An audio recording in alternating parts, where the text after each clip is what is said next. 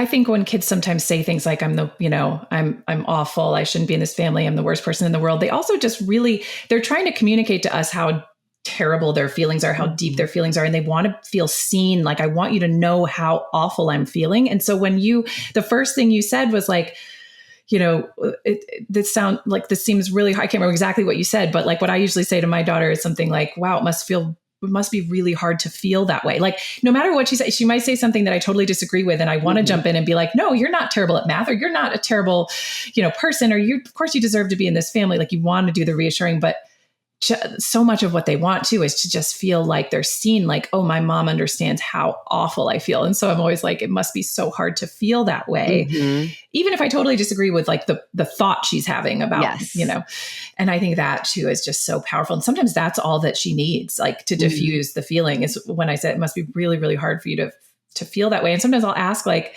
well, tell me more about why you feel that way. And then she just like vents a little and then she's like, fine. And she's like, okay, I feel better now. Bye.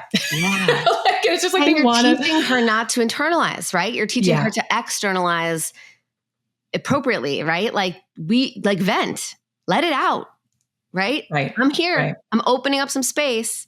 And when we go to just shut down the negative self-talk, we actually skip over opening up that space for them to say, like, because it's scary. You hear your kids say, I hate myself, or I'm the worst. And you want to be like, no, shut that down. Like, I don't want you to sit in that pain. I don't want you to misperceive that we think that, like, I want to correct that. But instead, I can open up the space, invite them to talk more. And then you are actually helping them exercise that externalizing muscle, which is,